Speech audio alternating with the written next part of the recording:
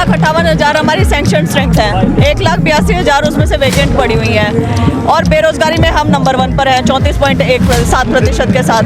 तो जब हम बेरोजगारी में भी नंबर 1 पे हैं, हमारे पास खाली पद भी इतने पड़े हैं, डिमांड है, सप्लाई है, तो सरकार भर्ती क्यों नहीं करती? टीचर्स की कमी दूर करने की बजाय सरकार ने सरकारी स्कूल ही बंद कर दिए। सीएम ने भी ये भी कहा है कि हम साफ सुथरी भर्ती करते हैं, लेकिन विपक्ष को रास नहीं आती है बात। देखिए, साफ सुथरी भर्ती करते हैं ना, तो केवल पारदर्शिता, साफ सुथरी बोलने से काम नहीं चलता है।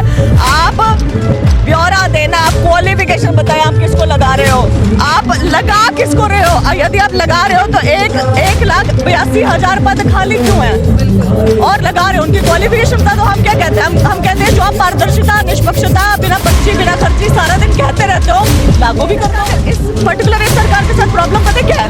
पुराना ढल रहा है सब कुछ, वो पुराना पैकेट, पुरानी मतलब मटेरियल और पैकेट नया, वो चीज करिए। बिना लड़े हथियार मत डालो, ठीक है? लड़ना है उस चीज के लिए, पूछना है सरकार से, खड़तल होके पूछना है कि क्यों नहीं निकाल रहे हो भर्ती। नमस्कार, मैं रिचा धीमान और आप देख रहे हैं कैथल ब्रेकिंग टीवी। हमारे साथ श्वेता ढुल मौजूद हैं। अक्सर युवा भी इनको जानते होंगे और जो श्वेता ढुल है वो अक्सर युवा और बेरोजगारों की सोशल मीडिया के माध्यम से आवाज उठाती रही हैं। आपको बता दूं कि श्वेता जो ढुल है वो पाई की बेटी है और आज हम इनसे बातचीत करेंगे इसी के रिगार्डिंग ही। मैम, सबसे पहले तो हार्दिक अभिनंदन है आपका। थैंक यू वेरी मच, धन्यवाद आपका। जैसे कि आप युवा और बेरोजगारों की आवाज उठाती है सोशल मीडिया के माध्यम से, और मेरे प्रश्न आज इसी पे ही रहेंगे कि जैसे आप आवाज उठाती है सरकारी भर्तियों के खिलाफ, तो जो सरकार भर्ती करती है तो क्या वो ठीक नहीं है? मैं सरकारी भर्तियों के खिलाफ आवाज नहीं उठाती हूँ, उनमें भ्रष्टाचार के खिलाफ उठाती हूँ। सरकार का क्या है कि आप यदि गंभीरता, मैं आंकड़ों के हिसाब से समझाने की कोशिश करूँ तो 4,58,000 हमारी सैंक्शन स्ट्रेंथ है, 1,82,000 उसमें से वैकेंट पड़ी हुई है और बेरोजगारी में हम नंबर 1 पर हैं 34.17% के साथ। तो जब हम बेरोजगारी में भी नंबर 1 पे हैं, हमारे पास खाली पद भी इतने पड़े हैं, डिमांड है, सप्लाई है, तो सरकार भर्ती क्यों नहीं करती है?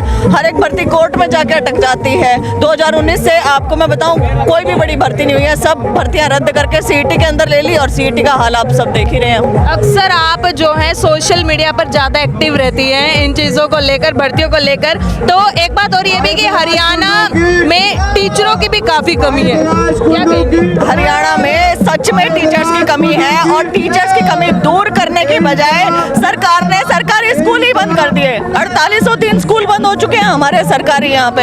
ये इनकी प्राथमिकताएं हैं। मतलब मैं उठाती रहती हूँ आवाज, ठीक है, सरकार को देखना चाहिए कि भाई उनको शिक्षा की तरफ ध्यान देना चाहिए। स्कूल बंद कर दिया उन्होंने, चिराग जैसी योजना लागू कर दी जहाँ पर वो प्राइवेट स्कूल में बच्चों को पढ़ाने के लिए खुद से पैसे दे रहे हैं, बट सरकारी स्कूलों की और सरकारी शिक्षा के आधुनिकीकरण, मॉडर्नाइजेशन पर कोई बात नहीं हो रही है, टीचर भर्ती पर कोई बात नहीं हो रही है।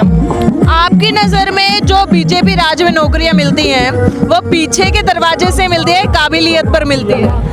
देखिए, जो HKRN है, मैं उसको बोलती हूँ सरकारी ठेका प्रथा, वो तो टोटली फ्रॉड है और बैकडोर एंट्री है। धड़ल्ले से इनके मुंह पे बिना डरे बोलती हूँ कि बैकडोर एंट्री कर रहे हो आप लोग। कारण है उसका एक, क्योंकि इन्होंने जो अभी ग्रुप बी गजेटेड पोस्ट पे PGT टीचर्स भर्ती किए, उनकी कोई क्वालिफिकेशन नहीं बताई गई है। वो मतलब केवल, आपने मुख्यमंत्री का ट्विटर पे शायद वीडियो भी देखा हो, सभी ने देखा होगा कि वो केवल फोन उठा के कह रहे हैं अरे मुबारक हो तुम्हें PGT की नौकरी मिल गई है। ऊपर लिख दिया बिना खर्ची, बिना पर्ची, पारदर्शिता से भर्ती। बिना खर्ची, बिना पर्ची, पारदर्शिता आपने लिख दिया और हम मान लें।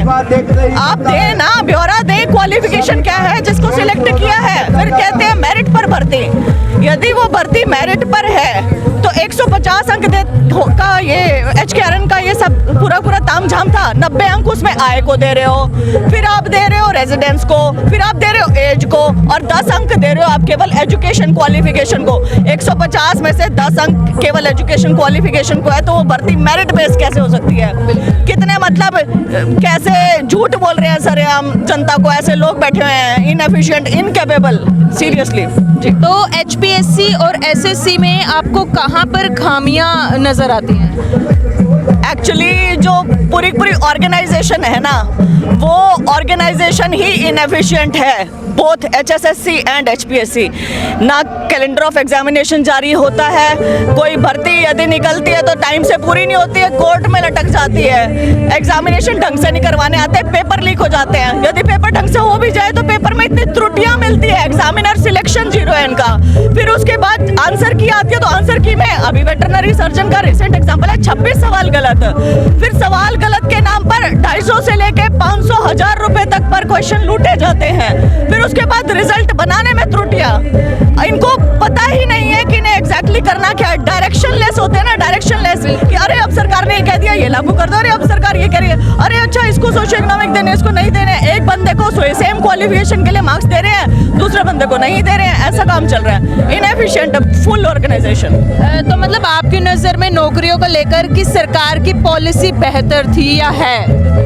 देखिए, यदि आप सरकारों का कंपैरिजन मुझसे करवाएंगे तो वो मैं करूंगी नहीं, क्योंकि हरियाणा में आज तक नौकरियों के मामले में सभी फिसलती रहे हैं। कोई भी सरकार ऐसी नहीं है कि उन्होंने बहुत ब्रिलियंटली बहुत अच्छे तरीके से नौकरियां दी हो।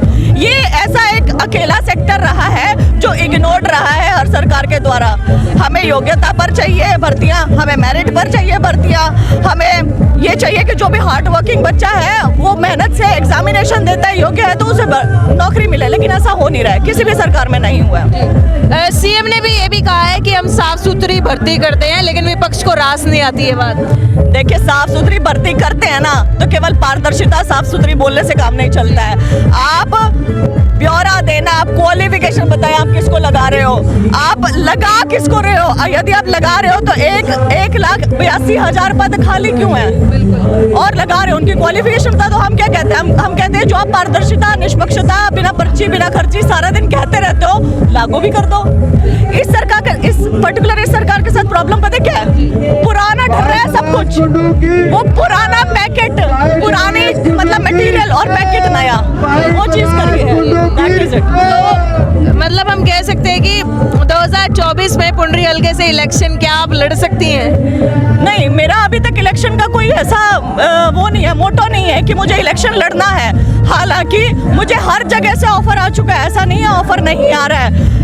मैं ये चीज बोलती हूँ कि मैं इसके अंदर आई थी ना कि मुझे जब दर्द हुआ, मैंने HCS का 2 बार इंटरव्यू दिया है, ऐसा नहीं अचानक से एक्टिविज्म में आ गई। मुझे दर्द हुआ, मुझे लगा मुझे बोलना है इस चीज के बारे में, और मैं लगातार बोलती चली गई, विद फैक्ट बोलने लगी, लगातार लगी रही।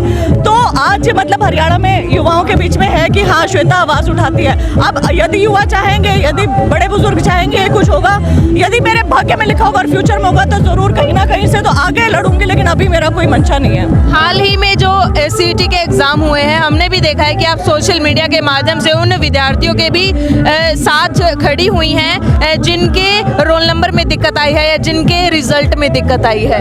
मैं एक्चुअली सभी के साथ खड़ी हुई हूँ, चाहे वो एक बच्चा हो, चाहे वो पूरे एक झुंड हो, उन सब के साथ खड़ी हुई हूँ। क्योंकि पता है, जब मैं खुद मतलब मैंने कहा ना कि मैं इस प्रक्रिया से गुजर चुकी हूँ, इस दर्द से गुजर चुकी हूँ। 10 साल मैं एस्पिरेंट रही हूँ, कॉम्पिटिटिव एग्जाम की तैयारी की है, 1-1, 2-2 नंबर से इन्होंने इंटरव्यू मुझे रखा है, तो मैं उस चीज को बहुत अच्छे समझती हूँ। कोई भी एस्पिरेंट मेरे पास आता है, मुझे उनकी पीड़ा का पता चलता है, एहसास होता है, तो फिर वो कनेक्शन अपने आप बन जाता है। जो भी मुझे बताता है दीदी ये दिक्कत है, यहाँ प्रॉब्लम होगी, ये है, तो फिर मैं। तो ऐसे में आप युवाओं को या जो लड़कियां हैं जो सरवाइव कर रही हैं, तो उन लड़कियों को या उन युवाओं को आप क्या कहना चाहेंगे? मैं हरियाणा के युवाओं को ये कहना चाहती हूँ कि आपको कोई पीड़ा है, कोई दर्द है कि मेरा CET क्वालिफाई मुझे चाहिए, मैं HTET क्वालिफाई कर चुकी हूँ, मुझे टीचर की भर्ती चाहिए, मैं सारी योग्यता लिए बैठी हूँ, लेकिन सरकार भर्ती नहीं करवा रही है, तो उसको ना एक्सेप्ट मत करो कि हाय मेरी जिंदगी तो ऐसी है, ऐसे ही चलेगी, या विकल्प ढूंढ के विदेश भागे कि अरे विदेश का रास्ता अपना लेते, ये सरकार तो कुछ नहीं करेगी। बिना लड़े हथियार मत डालो, ठीक है? लड़ना है उस चीज के लिए, पूछना है सरकार से, खड़तल होके पूछना है कि क्यों नहीं निकाल रहे हो भर्ती हमारा अधिकार है, सीटें खाली पड़ी है, क्यों नहीं करते हो ये भर्तियां। तो मतलब हम कह सकते हैं कि नौकरियों की जो कमी है या फिर सरकार की जो भी अभी तक चल रही है प्रक्रिया, उसको लेकर जो युवा है वो बाहर विदेशों की तरफ रुख कर रहे हैं। बिल्कुल कर रहे हैं, आप देखिए ना ट्रेंड कैसा चल रहा है कि युवा बाहर का रास्ता अपनाने लगे, वो कह रहे हैं यहाँ कुछ होगा ही नहीं, निराश निराश हो चुके हैं, हताश हो चुके हैं और सरकार अपनी पीठ थपथपाती नहीं वो हट रही है कि हमने तो इतनी भर्तियां कर दी, हमने तो ये कर दिया, हमने तो वो कर दिया। CMI के आंकड़े झूठे हैं, कांग्रेसी हैं ये तो, मतलब इनको जो लगता है ना कि इनके खिलाफ बोल रहा है या जो लगता है कि इनसे फैक्ट पे बात करता है कि भाई आ जाओ आप सामने फैक्ट पे बात करते हैं, उसे विपक्षी बता देते हैं, उन आंकड़ों को ये विपक्षी बता देते हैं। जवाब नहीं देना, जवाब होता ही नहीं है ना क्योंकि इनके पास। बहुत बहुत शुक्रिया मैम। ये थे हमारे साथ श्वेता ढुल जो युवाओं और बेरोजगारों के हक के लड़ने के लिए सोशल मीडिया पर ज़्यादातर एक्टिव भी रहती है और उनके हकों के लिए भी लड़ती काफ़ी जगह नज़र भी आती हैं। ज़्यादा से ज़्यादा इस वीडियो को आप शेयर ज़रूर कीजिएगा और देखते रहिए कैथल ब्रेकिंग टीवी। धन्यवाद।